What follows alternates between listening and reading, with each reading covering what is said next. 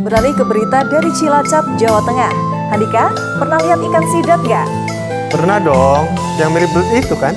Betul banget. Nah, ternyata Handika, menekuni budidaya sidat memiliki potensi cuan yang menjanjikan loh.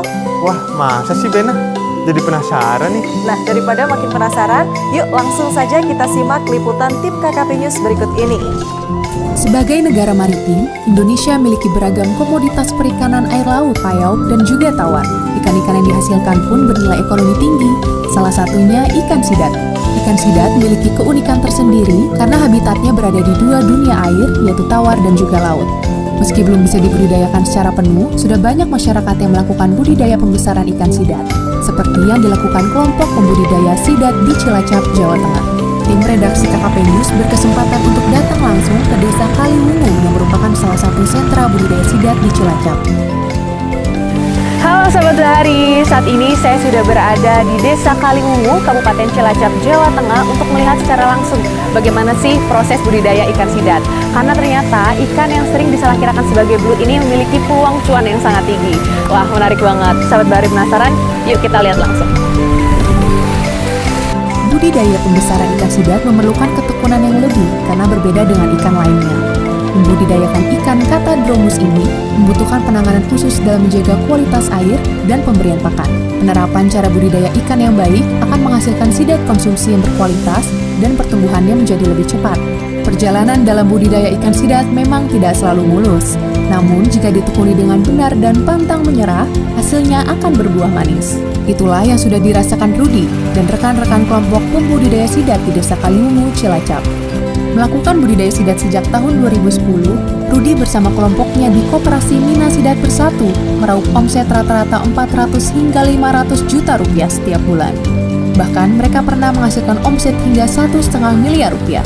Ikan kaya protein ini dibanderol dengan harga Rp220.000 per kilogram dalam bentuk hidup. Sedangkan dalam bentuk olahan harganya berkisar dari Rp250.000 hingga Rp450.000 per kilogram. Rudi dan kelompoknya melakukan budidaya sidat di lahan seluas 3 hektar yang terdiri dari 34 kolam budidaya.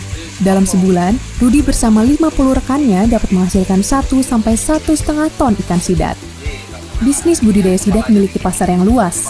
Ikan sidat hasil budidaya Desa Kaliwungu dipasarkan ke Jakarta, Yogyakarta, hingga Surabaya. Selain itu juga merambah ke pasar internasional, khususnya ke negeri Sakura, Jepang. Sidat hasil budidayanya dijual dalam berbagai bentuk sesuai permintaan pasar, dari yang masih hidup hingga olahan seperti sirayaki maupun unagi kabayaki. Rudi mengaku sebenarnya masih banyak permintaan sidat dari sejumlah negara di Asia Timur, seperti Jepang, Korea Selatan, maupun Tiongkok. Namun dengan jumlah kolam saat ini, ia belum bisa memenuhi permintaan tersebut. Sambil terus memproduksi sidat, Rudi dan rekan-rekannya tak luput untuk belajar mencari cara terbaik dalam membudidayakan ikan bersirip tersebut. Ya, ikan sidat ini kan nilai harganya kan di atas ikan air tawar pada umumnya ya. Nilai jualnya gitu. Memang secara kos produksinya atau HPP-nya juga memang di atas ikan-ikan yang lain yang rata-rata gitu. Cuman secara margin memang rata-rata ini kita bicara budidayanya itu sesuai SOP. Jadi hitungan marginnya sesuai dengan SOP yang dilakukan di lapangan gitu. Itu 50-70% dari modal benih pakan dan operasional ya. Kalau investasi kan itu bisa dipakai berulang-ulang gitu ya. Kalau ini misalkan modal 100 juta bisa untung 50 juta, bisa untung 70. Itu juga yang menjadi ketertarikan. Permintaan saat ini sangat banyak ya, sangat besar. Cuman kan kita itu kuotanya yang belum ada gitu, yang belum bisa mencukupi. Jadi kalau untuk market saat ini yang dari Korea sudah datang, yang dari Jepang bukannya 1-2 saja, sangat banyak sekali permintaan. Justru kita sekarang fokus di meluaskan pembesarannya gitu, seperti kolamnya, terus meningkatkan produksinya gitu. Setelah itu sih kita pasar tidak pernah merasa khawatir. Itu pasti seberapa banyak pun akan terserap kalau untuk market. Aktivitas budidaya sidat di Desa Kaliwungu Cilacap dimulai dari pembenihan. Pada 6 bulan awal, siklus hidup sidat dimulai dari fase glass eel hingga fingerling. Fase yang dianggap pembudidaya sangat krusial dan rentan. Pada fase ini, ikan sidat dibudidayakan di dalam kolam pada suatu ruangan tertutup dengan suhu dan kedalaman yang disesuaikan dengan habitat aslinya. Setelah melewati masa fingerling, ikan yang sering dikira belut ini dipindahkan ke kolam outdoor dan dibesarkan hingga fase finger besar dan ukuran konsumsi. Saat panen, ikan sidat yang berada di kolam budidaya akan disortir berdasarkan ukuran, kemudian ditimbang, lalu diproses sesuai permintaan pembeli. Budidaya pembesaran ikan sidat biasanya memakan waktu 9 bulan hingga 1,5 tahun untuk ukuran konsumsi. Sekarang yang saya pegang ini adalah sidat yang ukurannya 100 gram sampai 150 gram. Bedanya dengan belut adalah, jadi ikan sidat ini ternyata punya sirip kecil dan bentuk kepalanya juga lebih pipih.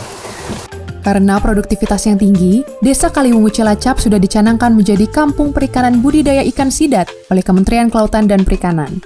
Program Kampung Budidaya KKP bertujuan menjaga keberlanjutan komoditas perikanan, khususnya ikan-ikan lokal dari ancaman kepunahan seperti yang terjadi pada ikan sidat saat ini. Penetapan kampung budidaya terbukti mendorong pengembangan pembudidaya di desa sidat ini. Berbagai bantuan sarana dan prasarana diberikan oleh KKP, mulai dari ekskavator, mesin penyedot air, hingga pembedahan unit pengolahan.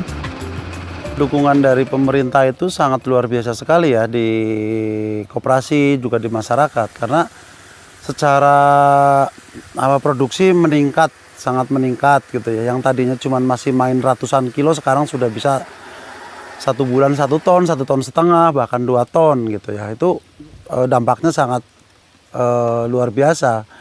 Karena yang dukungan dari pemerintah ini kan bukan hanya